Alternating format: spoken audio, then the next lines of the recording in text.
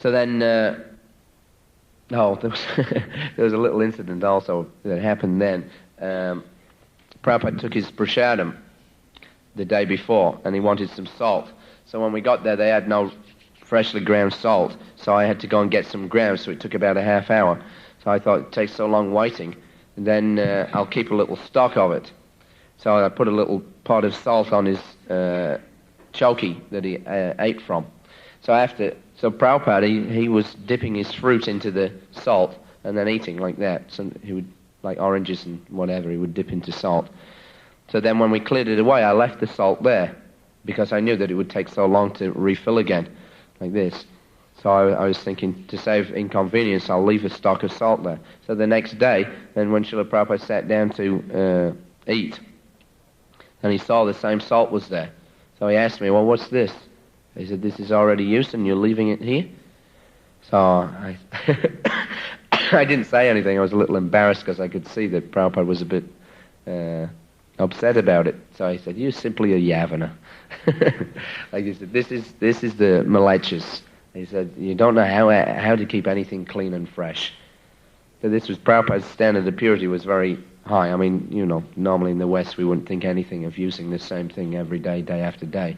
But Prabhupada showed us that everything should be clean and fresh. And if it's touched once, then it's contaminated and then it goes out. So sometimes he would chastise us like that.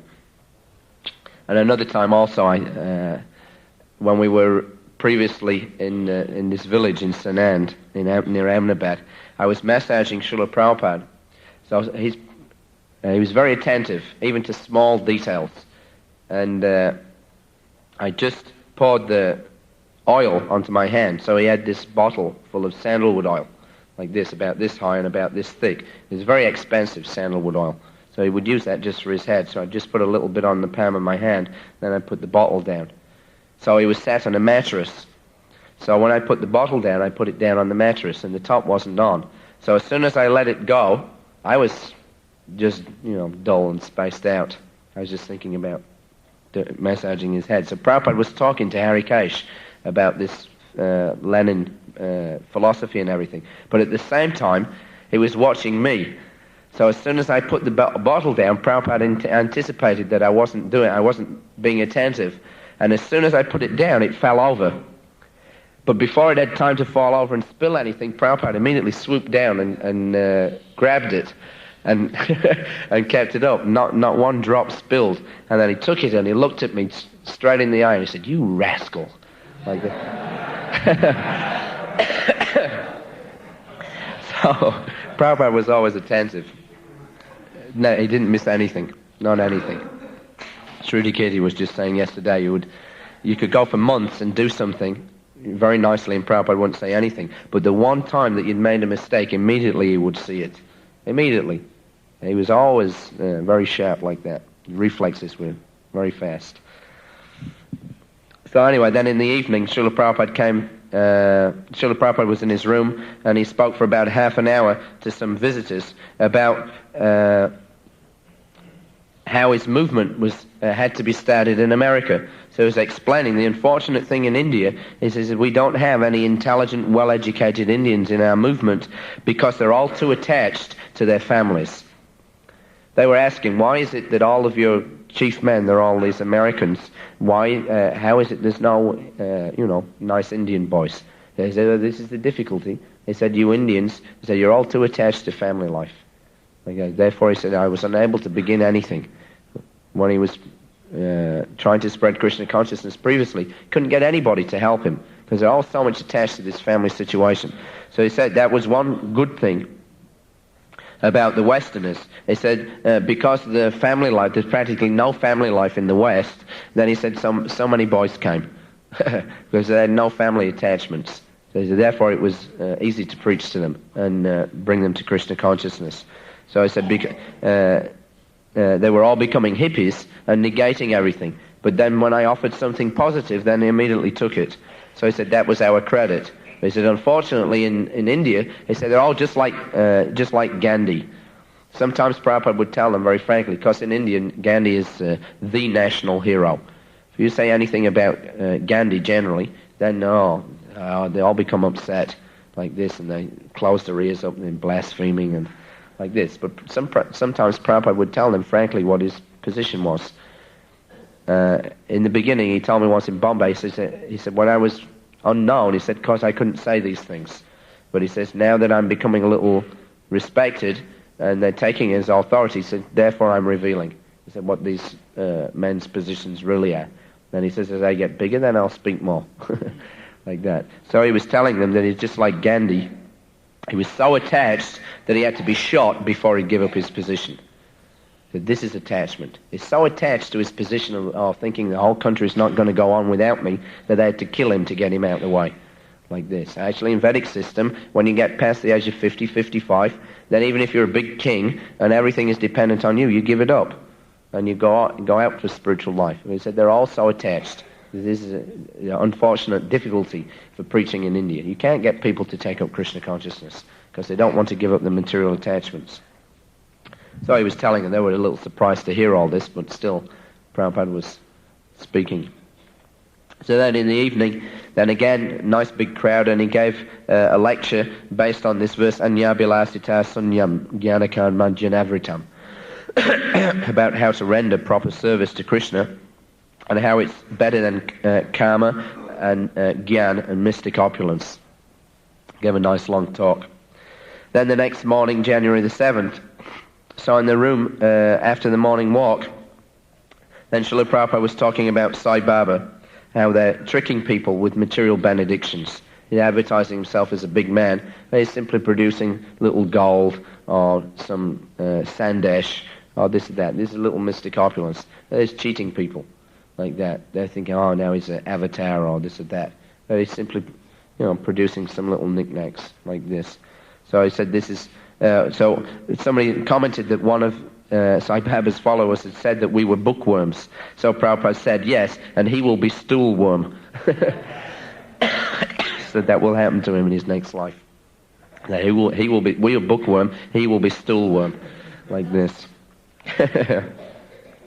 So then anyway, at this time there was some discussion about this gift of land that we'd received. All week long, Prabhupada had been asking, well, where is because of the funny attitude of the people there, then Prabhupada had been asking, let me see the documents of the gift of land. Because in India, there's so many people will come and try to cheat you in so many ways. Even though they appear to be wanting to give you something, generally there's some, not always, but sometimes there would be some motivation. So we were having so much difficulty dealing with these people, even though we were living in their house and everything. They seemed to be so strange. Prabhupada was asking and asking and asking, bring me the documents, bring me the documents. So finally, after about 5 or 6 days, they finally produced the deed of gift of land.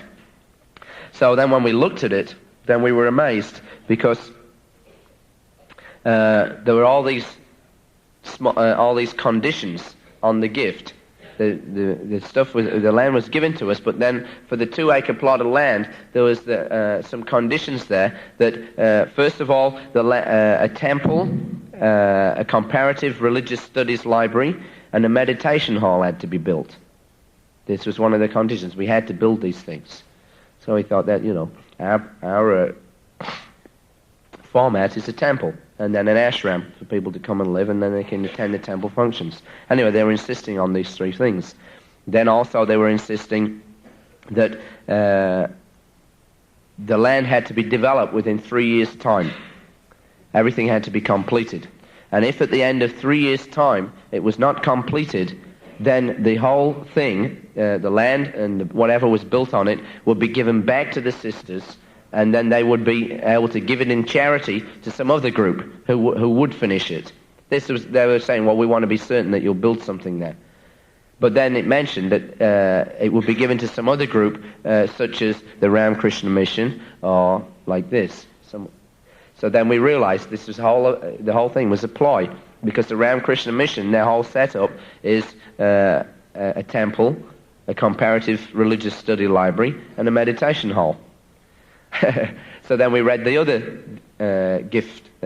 deed of gift. That was for the 9-acre plot, which was already developed. So that one stated that after the demise of the sisters, then that would be given to us. But if we were not utilizing the place fully within 1 year of taking the land, then that would also be given in charity to some other group, such as the Ramakrishna Mission in Calcutta. So like this.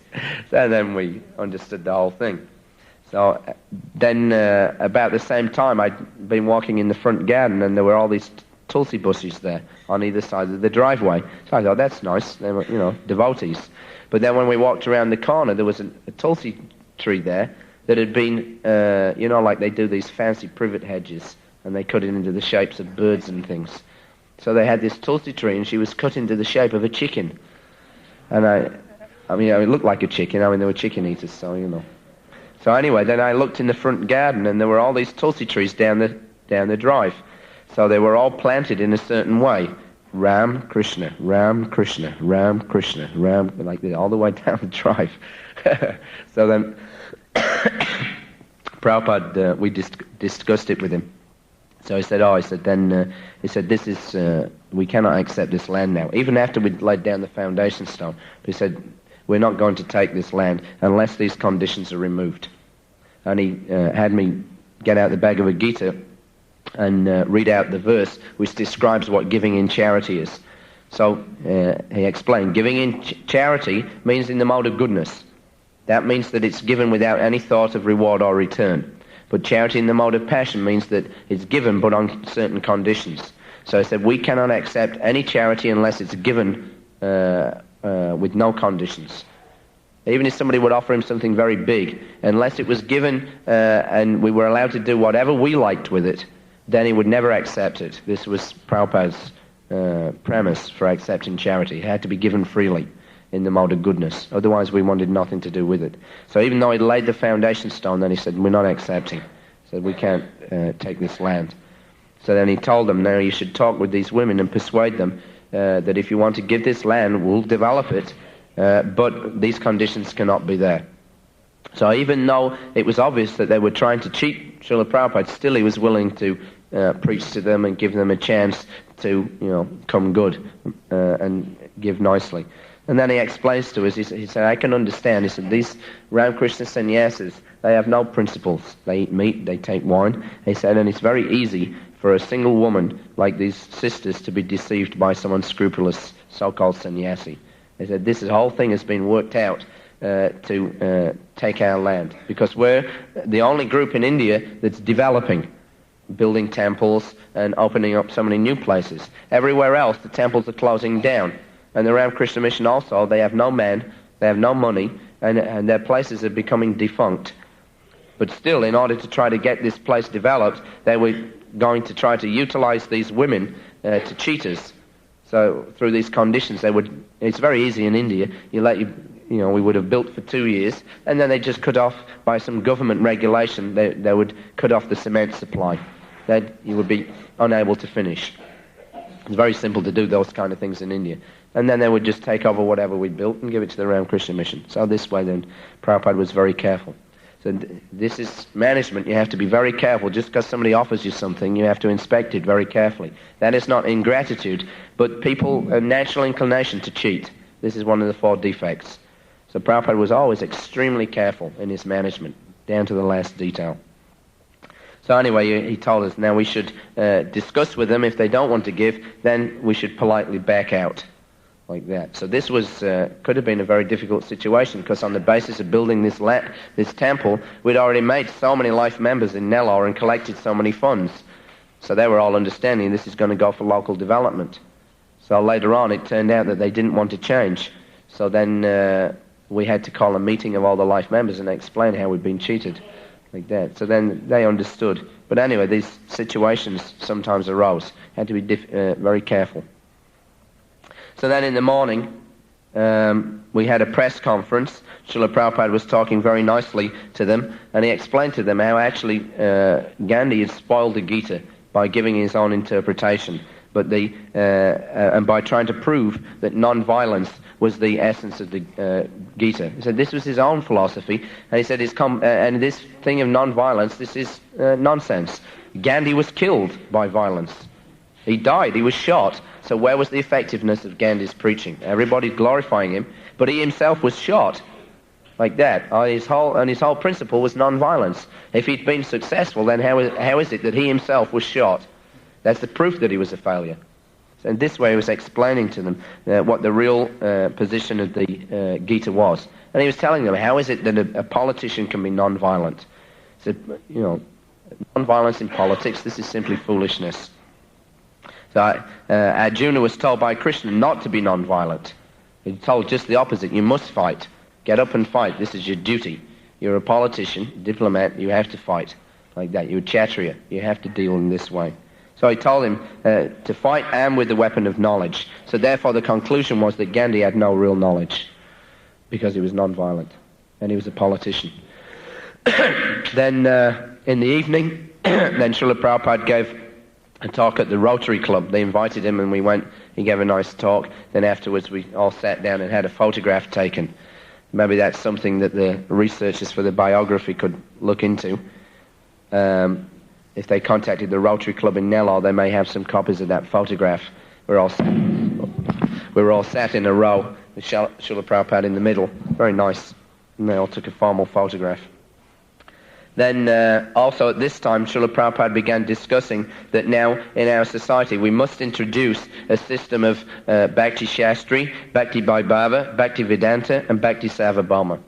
So he's saying, I want this. He said there should be some standard so that we can understand the quality of our men, that they can raise their quality of learning. And he explained that for the first Bhakti Shastri, then one should know the Gita, the Nectar of Devotion, and the Nectar of Instruction, and all the small books. That's excluding the Krishna books, of course.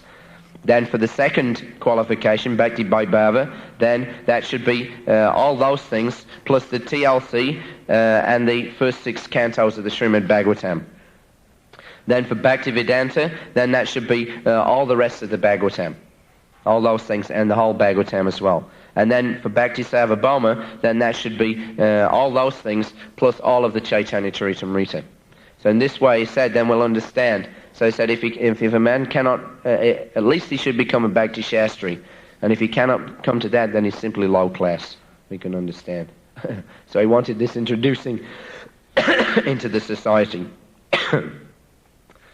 So this was then beginning January the 8th, 1976. So then in the morning, then we left back from Madras, from Nellore, with everything up in the air. We didn't know now whether the 2 ladies were going to actually give the land or not. In fact, just before we left, then Srila Prabhupada called them into his room, and then he preached to them very nicely that they should try to give everything for spreading Krishna consciousness and not put any condition on the gift. And he even had me read out the verse from the Bhagavad Gita to them so that they could understand that this was the proper way of doing things. So he was a little upset, actually, that things had not been properly checked out beforehand, that the deed of gift had not been thoroughly scrutinized and these conditions had not been seen. So now it meant a difficult situation in Nellore because so many people had been preached to that we were going to build a big temple and so many things were going to happen, and now if this gift was not given in the proper fashion, then Prabhupada was going to have to reject it. So that meant that a lot of people were going to be disappointed, which was not good advertisement for our society then. So when we got back to Madras then in the morning, then Tamal Krishna Maharaj informed Srila Prabhupada during his massage that a telegram that had been sent to Australia to say that we weren't coming for Rath Yatra had been returned undelivered. So that meant that they were still thinking then perhaps that Srila Prabhupada was coming. So then Srila Prabhupada told Goswami Maharaj that now if they're still thinking we're coming and they've made arrangements for me, then I'll have to come. So even though actually Prabhupada wasn't fit for traveling, he was still very undergoing all kinds of different sicknesses, especially with his digestion and with this swelling on his legs. Still now he was feeling that if they've made some arrangement, then I'll have to go and fulfill the obligation. So then he told Tamal Krishna Maharaj that he should immediately try to contact Australia and find out what was happening. Also, there was some other letters, one from Africa from Brahmananda Maharaj, There'd been some difficulty there also in Africa. Now he was trying to adjust things and make things good again. Some of the life members had become a little upset. So this was always Prabhupada's concern, that the society should deal very squarely and very correctly with the karmis, because our life members also, because if there's some little discrepancy in our behavior, then immediately that can be used by a conditioned soul as an excuse for not becoming Krishna conscious.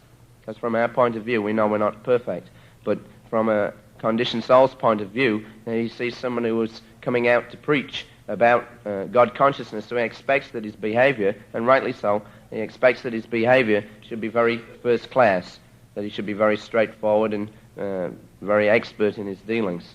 So Prabhupada was always concerned that the society should give this impression and should act in the proper way, so that people would become attracted and take up Krishna consciousness.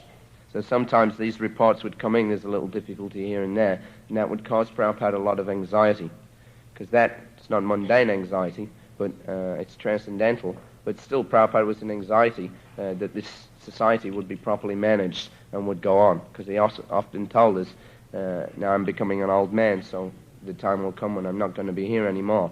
So if you don't learn how to manage properly, then how will things go on? So sometimes the news wasn't always good that was coming in, but still anyway. So then about 9 p.m. then we flew from Madras to Bombay. I think that day was a Thursday also. Prabhupada would never travel on a Thursday afternoon. He always regarded it as inauspicious, especially between 4:30 and 7:30. But we managed to get a flight at about 9 o'clock in the evening, so he agreed to go. Otherwise, he was prepared to put off the flight. We couldn't get another one until 2 days later, but he was prepared to do that rather than travel on Thursday afternoon. So anyway, January we arrived in Bombay, and then Prabhupada took rest about 11:30 that evening. Then January the 9th, then there was some exchange between Australia and Tamal Krishna Maharaj, and then it was finally decided that Prabhupada wouldn't go. Otherwise, they'd been running around getting our visas and everything to go there. Also, due to Prabhupada's illness, then there was no morning walk, and he rested throughout the whole day, not seeing hardly anyone. Then the next morning, January the 10th, then he was feeling a little better, so we went out on the morning walk down Bombay Beach. So this was Prabhupada's favorite stretch for walking. It was only half a minute from the temple, and he would walk for about a half hour one way and then come back again. And in India, everybody goes on morning walks. So there are hundreds and hundreds of people there, all along the beach, walking up and down. So very quickly, Prabhupada gathered a sizable crowd around him as he preached as he went along. So this particular morning, one big movie director, he was coming and he was asking Srila Prabhupada all kinds of different questions. So Prabhupada was explaining to him. And so he began with just the usual objections about or misconceptions about what spiritual life is. And then gradually, because the man was receptive, Prabhupada became more and more absorbed in preaching, and the morning walk went on and on and on. It lasted about an hour and a half. It was very nice, very nectarine. And Harikesh Maharaj was doing the recording. He did a whole reel of the reel-to-reel tape.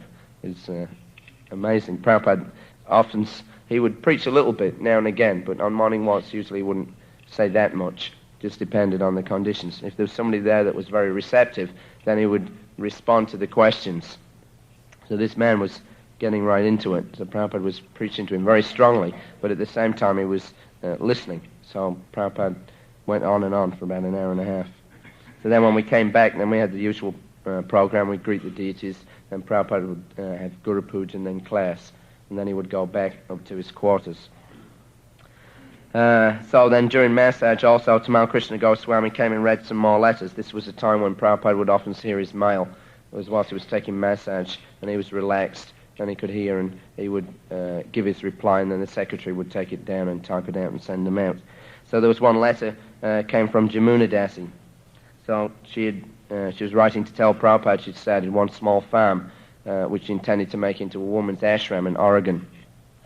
So in that place, they just installed some deities, Radha Banabihari. So she sent some nice photographs of the deity. So she was asking for some financial help from the BBT so that they could buy the place. So Prabhupada was, she was also talking about, and then we intend to go out and preach in this place and preaching that place, like that. So he's talking very enthusiastically about preaching. So then Prabhupada was outly encouraging, but his actual opinion was that no woman should live independently. And he was telling us that. He said, this is not Vedic. He said, why don't they go to L.A.? Like this. So then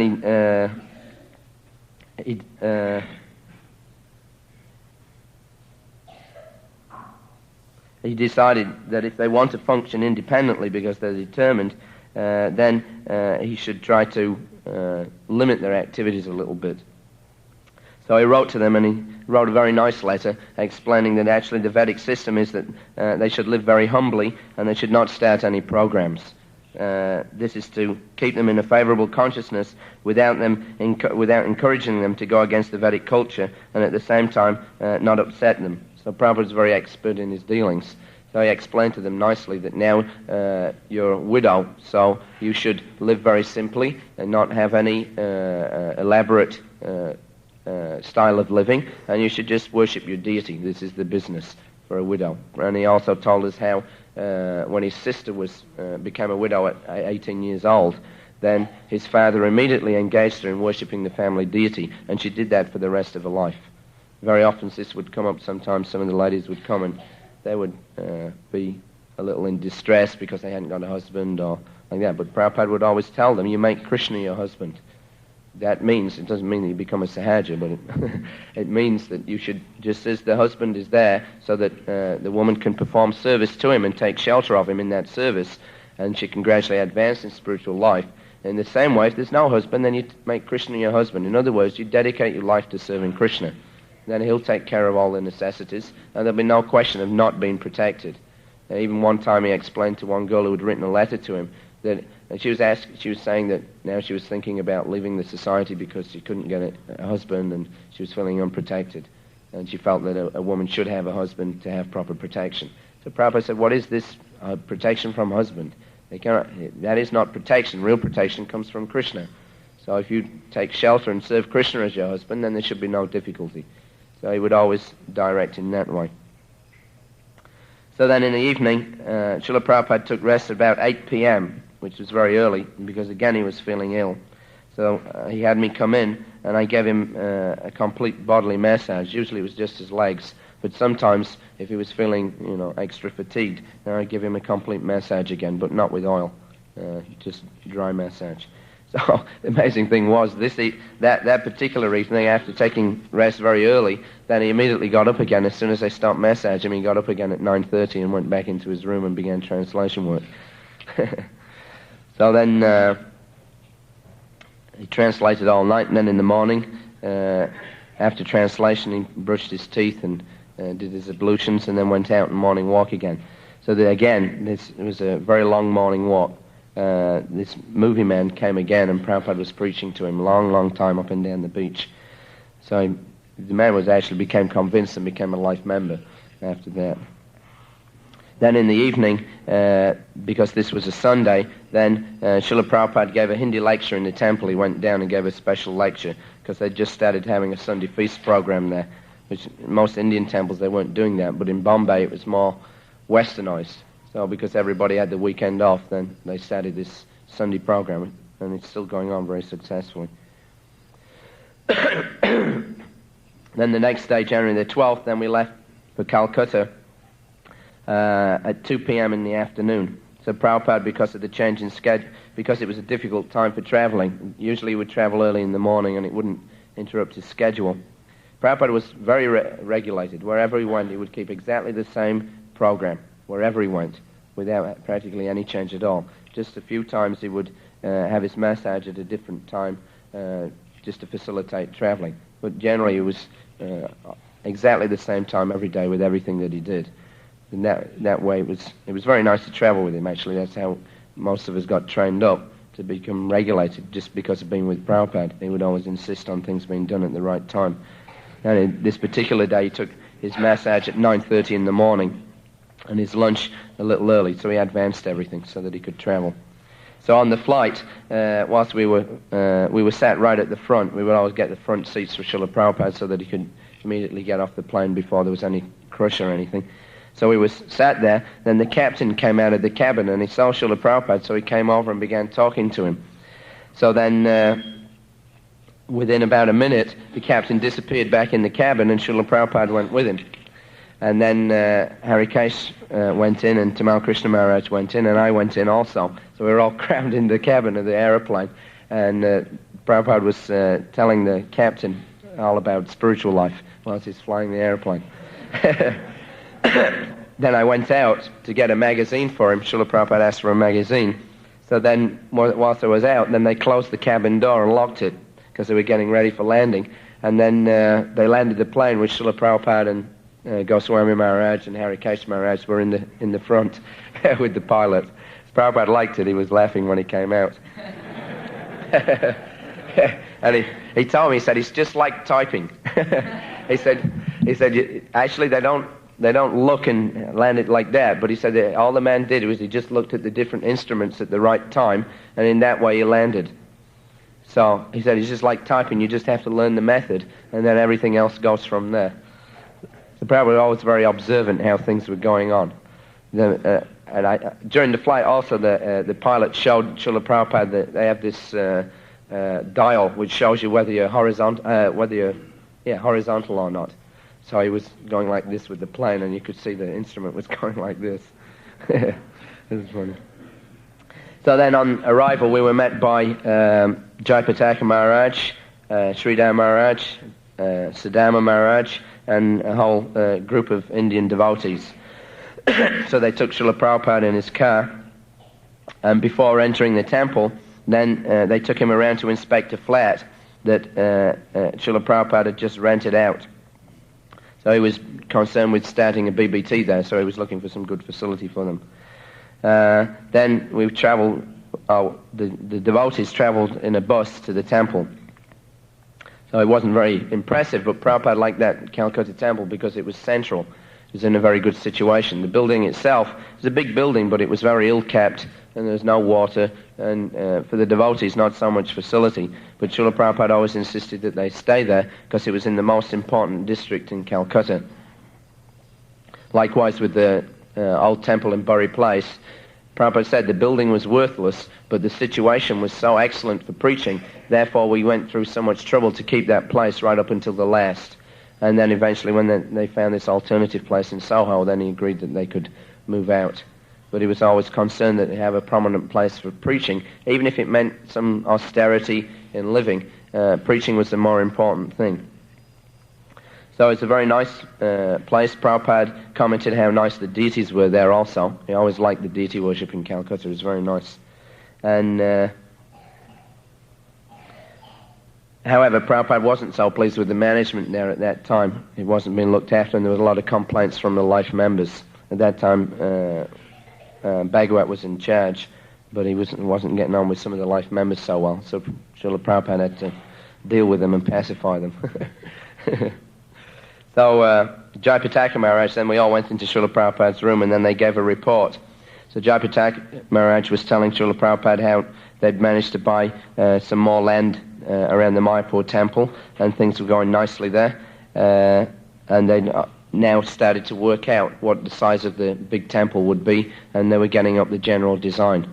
So Srila Prabhupada was very interested to hear everything that was going on there. And for about an hour they were talking about different political things that were going on also. Because whatever the political situation, that would affect how we would get the land. Jayapataka Maharaj, he's very familiar with all of the officials in Calcutta and all around the Nadia district. And depending on how they favour you or don't favour you, that depends on, to a large extent, on what preaching work you can do. It would limit it, or you could expand. So Prabhupada was always interested to hear what the political situation was for that purpose. Also, they've got a boat which it's capable of going on the ocean, so they have Gaunitai deities. So they're preparing to sail out in that boat up and down the Ganga for preaching.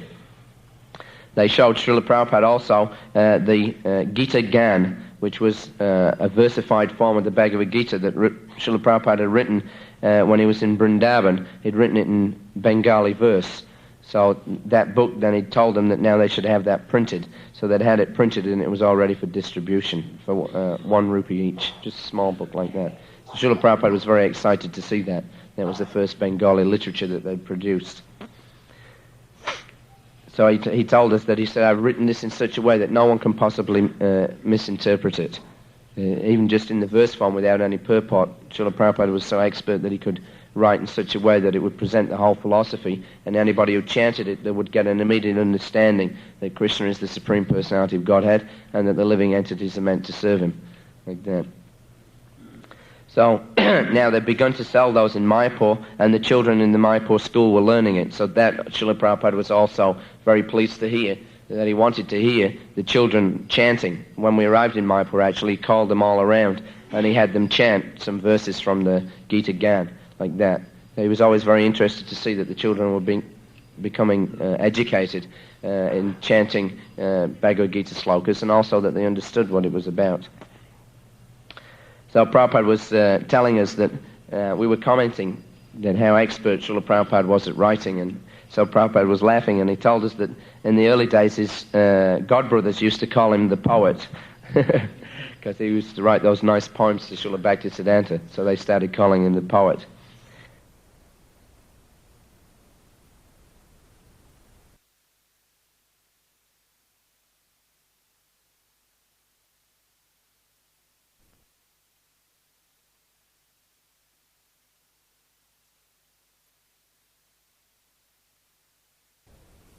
And also at school, he also told us that he used to write plays as well in English. He did several plays that he became quite well known for. And that it was through one of those plays that he got... who was that Srila Prabhupada worked for? Jagadish Chandra Bose? That Dr. Bose, anyway, who Srila Prabhupada first worked for when he left college, he took a job with this Dr. Bose. So the way that he got that job, he told us, was that he'd written some...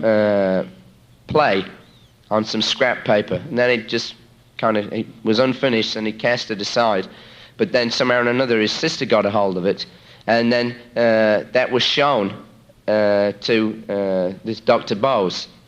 So when he read the play, he thought it was so nice, he thought, this boy, he must be so educated, that he inquired after whether he had a job or not. So then he offered Srila Prabhupada, immediately gave him the job as his manager, although Srila Prabhupada was just fresh out of college. So this was on account of Prabhupada's writing ability. So you can see Srila Prabhupada always had that tendency to write nicely. Also, whilst we were talking, Siddhama Maharaj came in, so Prabhupada told him to cook some samosas for him. So he ran out and he made some nice samosas, and then he made a chutney with chopped tomatoes, green chili, and lemon juice. Prabhupada said that was a quick chutney. You can just chop up a few things like that and mix. Very nice. So then the next day was Ekadasi. So we drove down to the banks of the Ganges for morning walk. Many people were there all bathing in the Ganges, and also it was the time of the year where they have what's called a Sagar Mela. So many people had come from different parts of Orissa and Bengal to attend this Mela. And it's very nice, actually, to walk down the Ganges. You could see all the Indian people. They're all there. They just have a bundle like this. They would wash the dhoti and hang it on the fence like this, and then take bath in the Ganga whilst it was drying. And then by the time they came out, then it was dry, and they would put it on. So Prabhupada commented, even the poorest man is always very clean. They would wash their cloth every day, and they would take at least 2 baths a day. Even the poorest man would do that. They're not that they were lazy people, but they were always very clean in their habits, even though they're not opulent, like this. And all along the Ganges side, they were making little cooking arrangements. They have these small pots. They would cook up a few chapatis like that, and a little sabji, and then they would finish all their business early in the morning, and then go on with their trip to the Mela like that. So also, Srila Prabhupada was telling us how he used to come there and bathe when he was a child with his mother. So they used to come down to the Ganges every day, and he would bathe there like that. Because everything was it looked very dirty, but Prabhupada commented, still, even though it's very dirty, still the people come and they bathe in the Ganga, because they know this is spiritual. They know this is not some mundane thing, so they're not put off. Although the materialists, they comment. I remember once we got a report in the newspaper, I think it was when we were in Hawaii, that now the scientists had declared that one was just as likely to get cholera and typhoid by bathing in the Jamuna in Vrindavan as one was to get spiritual advancement.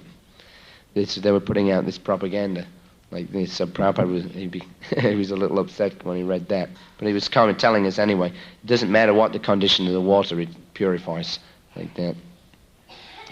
So then we returned back to the temple and he gave class. Then because it was a Ekadasi, they decided they would have fasting in the morning, and then at the main meal at lunchtime, then everybody was eating, then all of a sudden they saw peas in the vegetable. They'd all been mixed in. So they had a hired cook.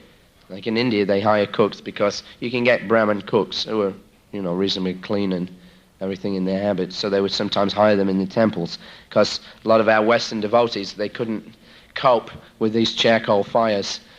They couldn't handle cooking on them. It was a little difficult.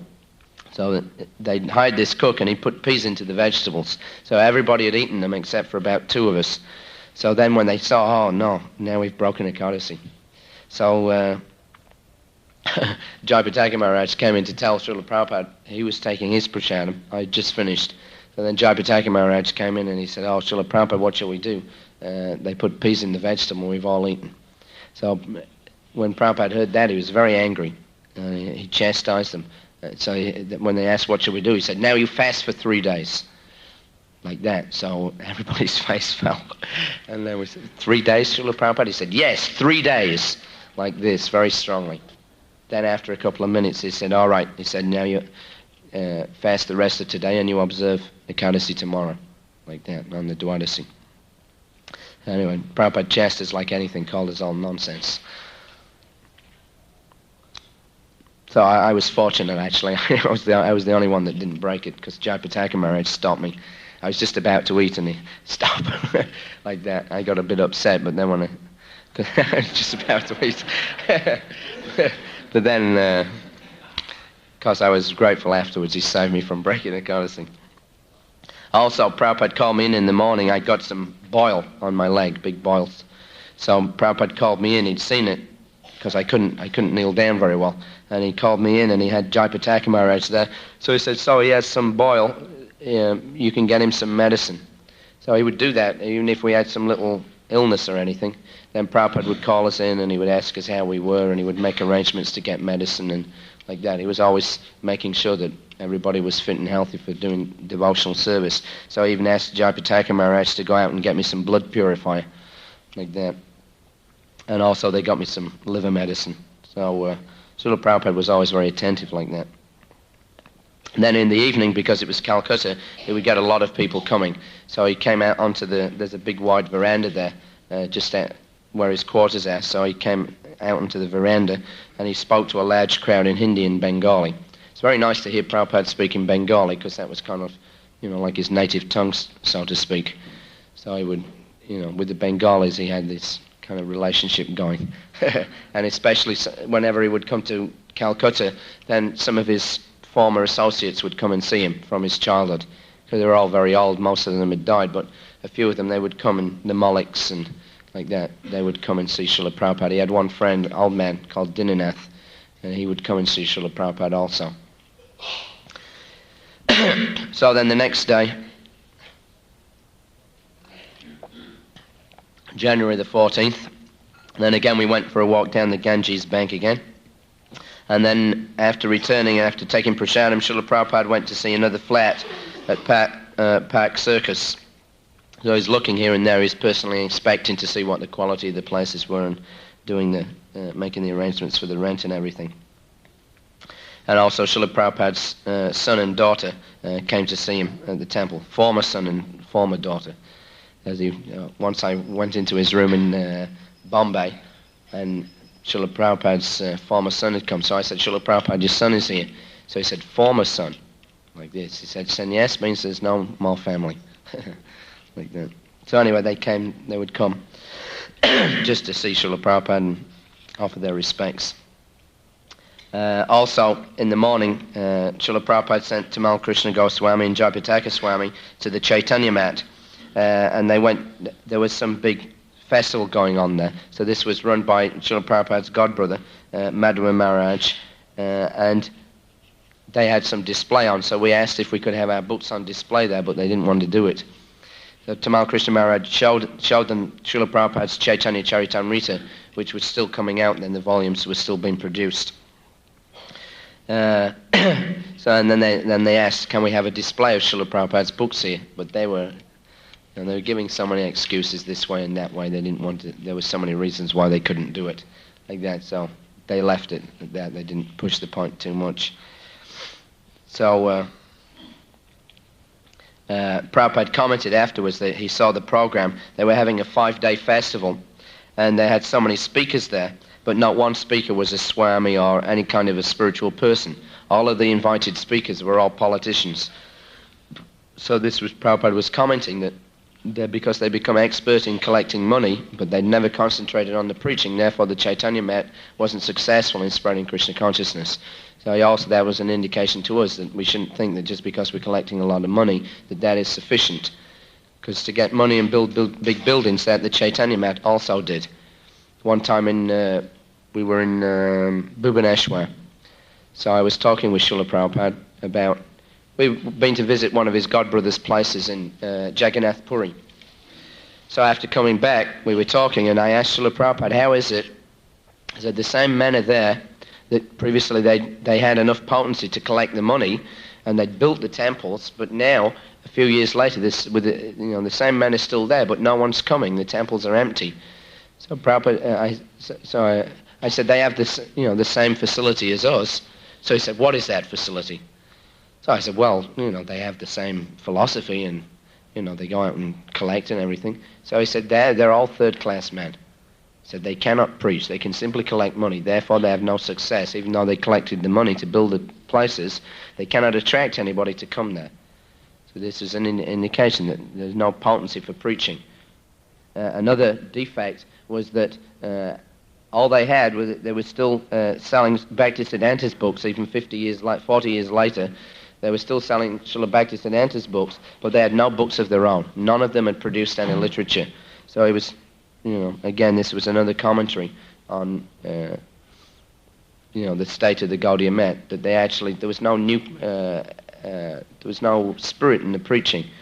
They were doing the old formulas, but there was no one that was inspired to spread Krishna consciousness. No one had produced any books, any good books. And also Tamal Krishna Maharaj mentioned that even so, even despite the cool reception, privately the secretary of Madhava Maharaj was asking about Srila Prabhupada's books. He was asking how many we sold, and he was looking at them and he was appreciating like that. So and they were talking about book distribution. So he was telling Tamal Krishna Maharaj that he felt that they should follow that direction. They should be distributing many, many books and preaching like that. But they were but he frankly admitted that they were so entangled in their temple administration work that they had no time for preaching like that. So this was, again, a good lesson for us, that we should be very careful to always put the emphasis on preaching and book distribution. If you do that, then as Prabhupada said, everything else will automatically follow. But if you become concerned for maintaining so many big structures and you forget about the business of preaching, then everything will actually degrade. It will dry up. So Prabhupada said we should simply go on with our own work, and if there's any difficulty, we should avoid dealing with them. So then that afternoon also Madhavisa Swami arrived from Australia. So they'd had the Australian Rath Yatra, it was very good. And they'd brought some newspaper reports and showed Srila Prabhupada. Then in the evening, and Prabhupada took a general report from him. Then in the evening, one lady came to see Srila Prabhupada, Lalita Bose. So she was I'm not sure whether she was the daughter or the niece of, Subhash Chandra Bose, who was the leader of the opposition against the British to get them out of India in the war. There were factions actually fighting to get the British out of India, One was Gandhi, who was trying to do it by non-violence, and one was Netaji Chandra Bose, who was doing it by violence. He went and formed the Indian National Army, and he entered into India through Manipur. They came up from Singapore, and they're up Burma through Manipur, and they marched into India, and they bombed Calcutta, actually, to get the British out. So when the British, Prabhupada told us that Gandhi's movement was a failure. He went for 30 years and couldn't do anything. They were just laughing at him. Prabhupada was an expert on Indian history, political history. So he often he would talk for a long time sometimes, all about what used to go on in India and Gandhi's movement and this and that. So he told us, he explained that Gandhi couldn't do anything. The British were putting him into the jail, and then he would become a popular hero, but they were just laughing at him because the non-cooperation movement, they had to cooperate. The poor people couldn't not cooperate with the British because they wouldn't get anything to eat if they didn't. So although he was saying non-cooperation, actually it was a failure. He was going on for 30 years and couldn't do anything. And before that, he was in South Africa, and the same thing there. He tried to start some movement and was unsuccessful. Then he came to India. So he said they were just laughing. But he was opposed to Netaji Chandra Bose because he wanted violence. He understood, he analyzed that we're not going to get these people out unless we become a little violent. So he recruited, and he escaped India in the guise of a Muslim. And he went to Germany, and he spoke with Hitler, and they made some deal that any Indian soldiers who deserted from the British would be immediately sent to Singapore to join the Indian National Army. So when the Indians found that out, then they all started deserting, and they would surrender to the Germans and be sent to Singapore, and they made a big army there. And then they did that with cooperation with the Japanese, who were helping them train their men. But the Japanese intention was different. They wanted to enter into India, and then they wanted to take it over from the British. But what happened was that when they all marched up to Singapore, the Indian National Army and the Japanese, then there was a big fight. They all marched up to Manipur, and then there was a big fight, and all the Japanese were killed. Like that, and then the Indian National Army carried on. So anyway, they were bombing Calcutta. Prabhupada told me he was there in Calcutta when they were bombing it. So they were thinking they should move, but because his wife was too attached to the house, they couldn't leave Calcutta. So, because he said he wasn't worried. You know, he knew whatever happened was Krishna's arrangement. But anyway, that was, you know. So he was there in the war when they were bombing. So he was explaining this history to us. So this woman was Lalita Bose. She was some relative of Subhash Chandra Bose. So it was a very influential woman, and she was also a good friend of Indira Gandhi. So she was coming, and she told Srila Prabhupada that Mrs. Gandhi thinks that Srila Prabhupada has been a very pure, saintly person. Prabhupada had 2 meetings with her previously. So one of them had been it was in 1975, towards the end, when Prabhupada was making his American tour in 75. Then he cut it off very suddenly and went back to India on the chance that he might meet with Indira Gandhi. So this Mrs. Bose, she was coming in, she was telling Srila Prabhupada that Mrs. Gandhi had a good impression of him.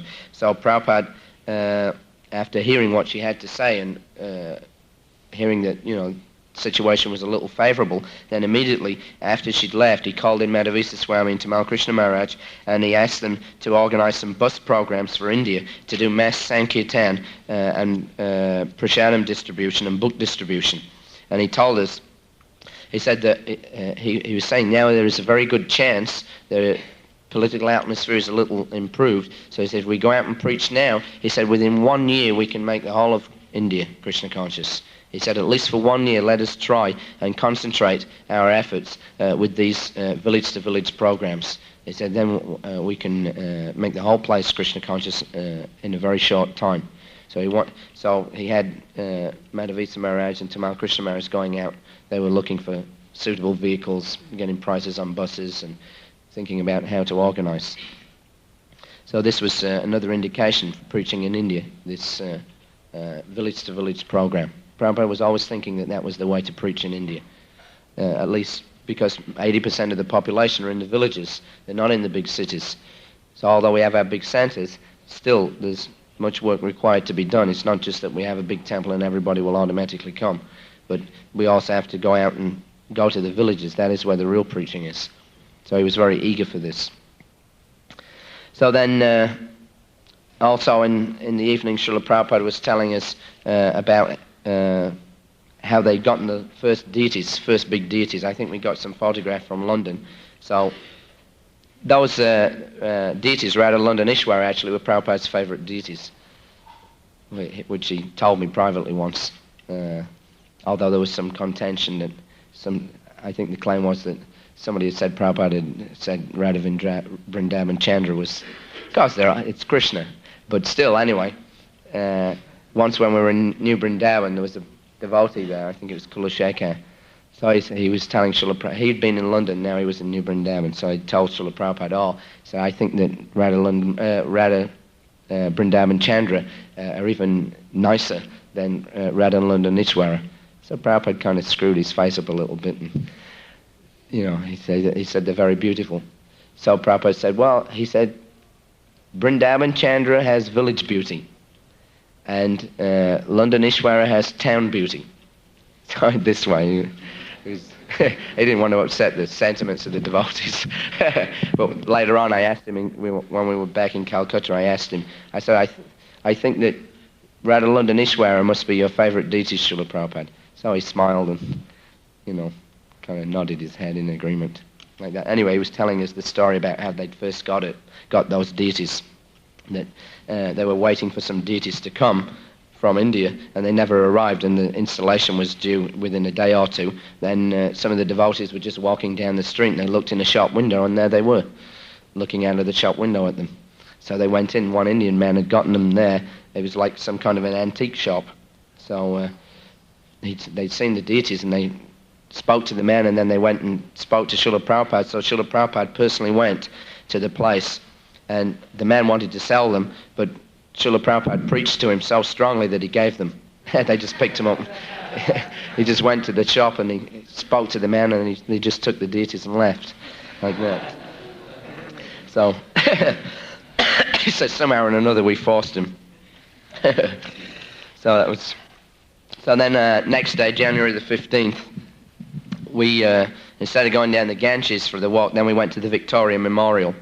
Big park. There's a big park in Calcutta, and big, huge memorial to Queen Victoria, which she never came to see, like that. So it's kind of like just a big monument. So we had to walk around there. And Srila Prabhupada told Madhavisa Swami to lead kirtan. So as we walked, we had a walking kirtan all around. So all these people walking, they were all jogging. That's a big thing in India also.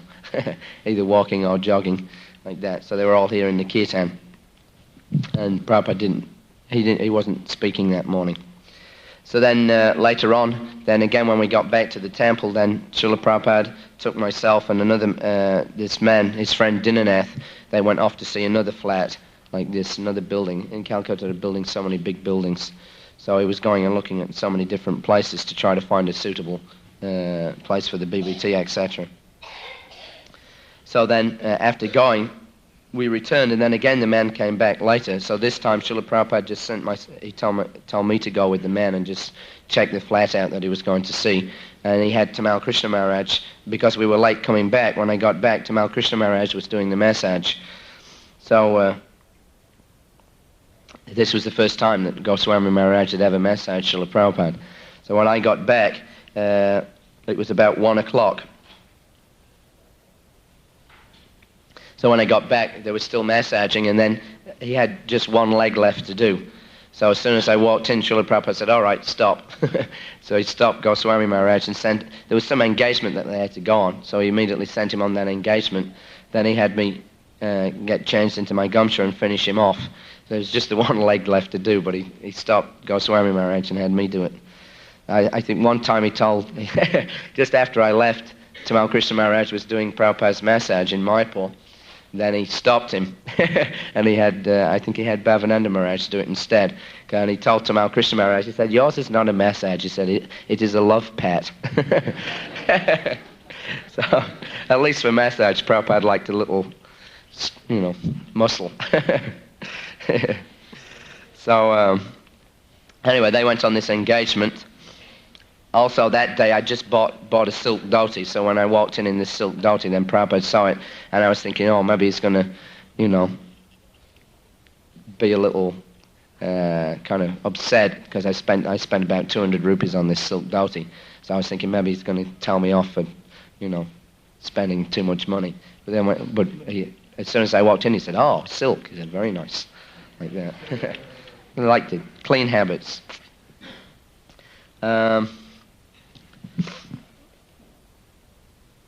So also at this time, Madhavisa was going out and looking for some buses, and then Srila Prabhupada called him in that morning and he asked him about leaving Australia and going to New York.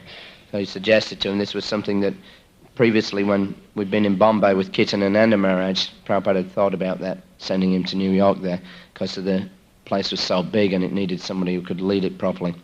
So Prabhupada told him that you should think about this now and go and take that project over in New York. So he left it up to him to decide what to do. So then the next day again we walked in the Victoria Gardens but without any kirtan.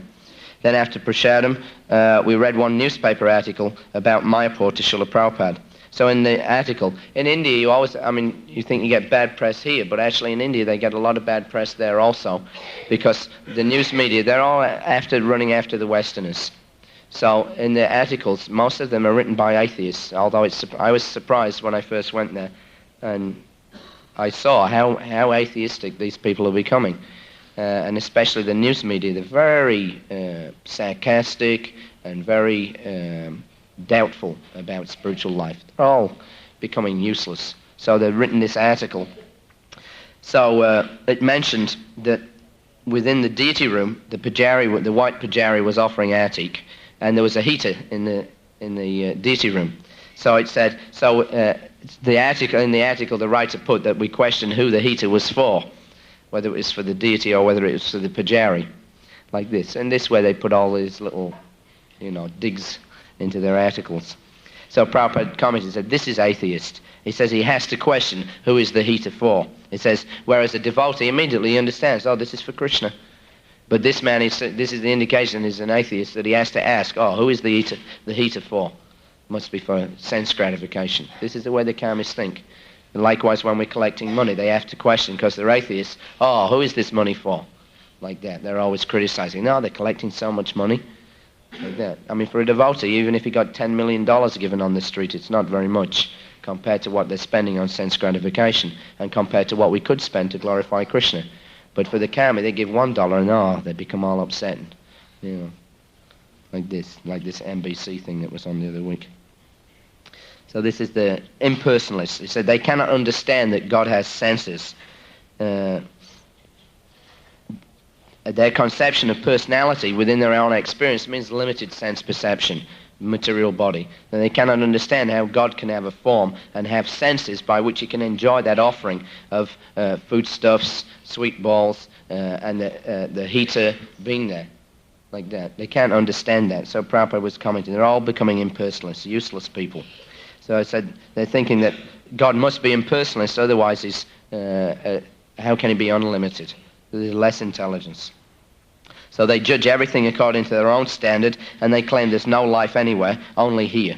So actually unlimited means that you can eat 6 rasgullas, but Krishna can eat unlimited. Like that. So this is what real unlimited, inconceivable potency means. We have a capacity to do a certain amount of things, but Krishna has unlimited capacity, not that he has no form. So Krishna has senses, and he appreciates the heater.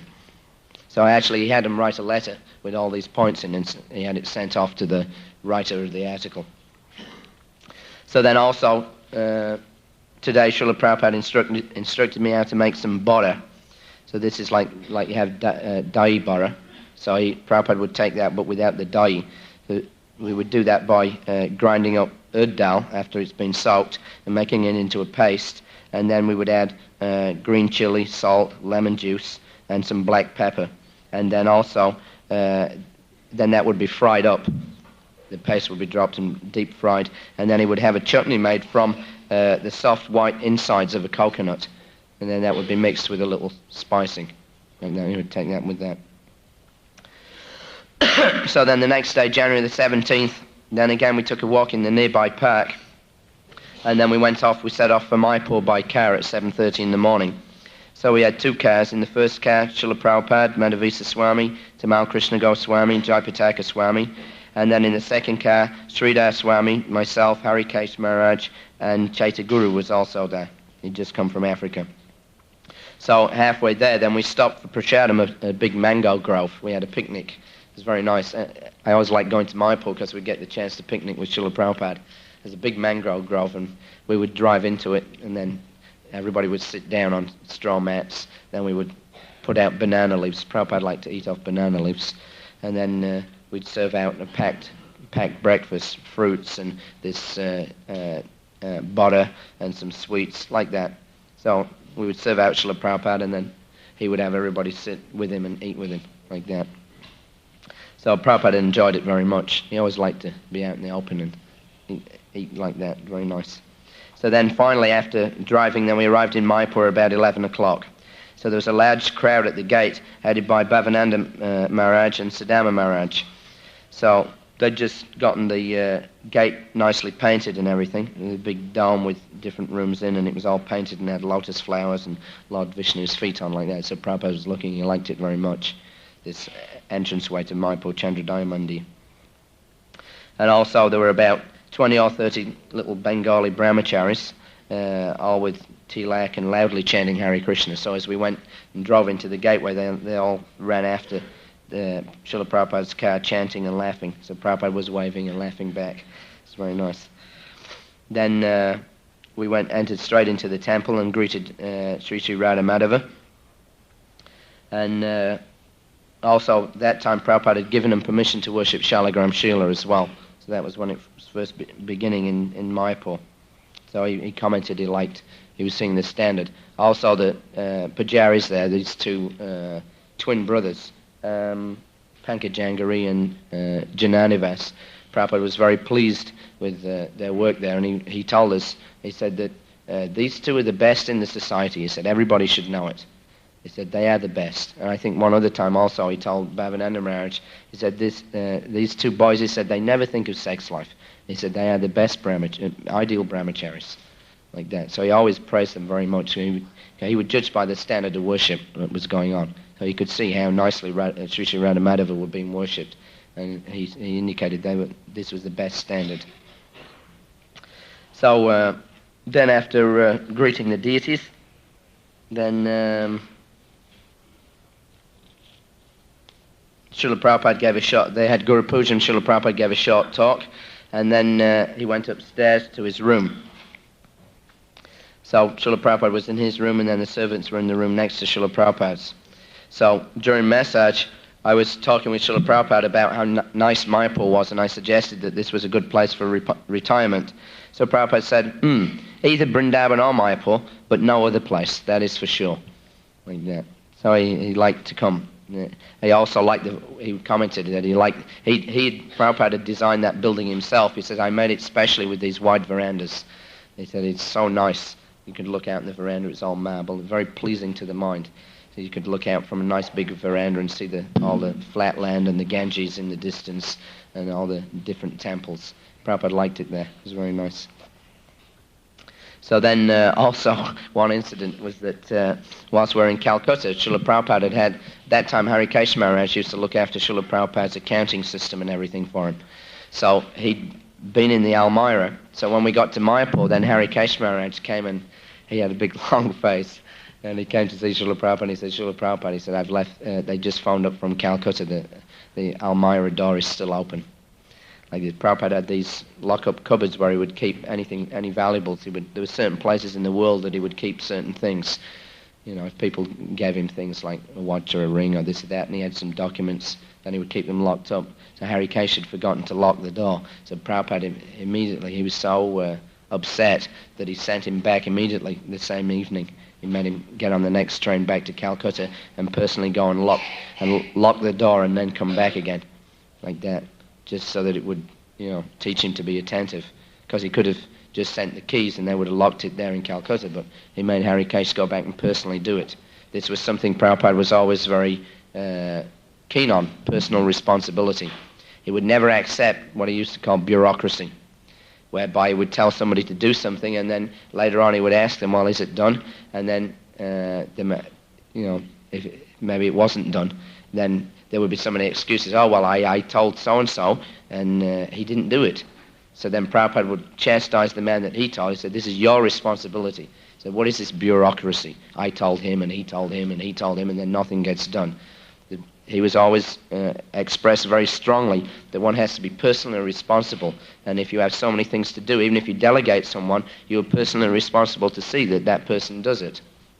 So he was chastising Harikesh for not locking the door to the Almira.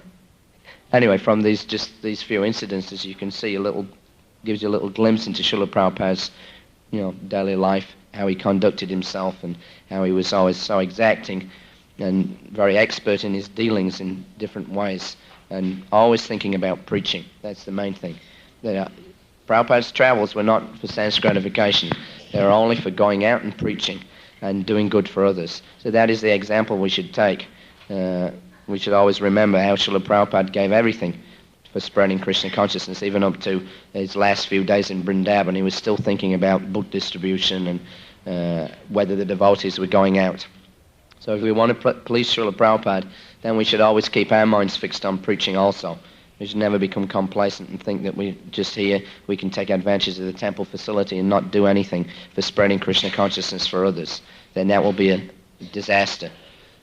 Prabhupada said we should maintain what he had begun. So you can see how Prabhupada's whole life was just preaching. So that was how he began, and that's how he finished, preaching to the very end. So if we want to maintain what Prabhupada has been doing, what he started with this ISKCON society, then it means we also have to maintain the same rate of expansion and the same rate of book distribution and the same everything, the same enthusiasm for going out and preaching under any circumstances. That's what Prabhupada's maintenance is. It means always expanding. The spiritual energy is always expanding. So if we want to maintain ourselves on the spiritual platform, it means we should be always expanding the preaching. Maintenance doesn't mean you simply keep everything nice and, well polished. It means you go out and preach Krishna consciousness as much as possible, as widely as possible, and as enthusiastically as possible. Hare Krishna. All glories to Srila Prabhupada.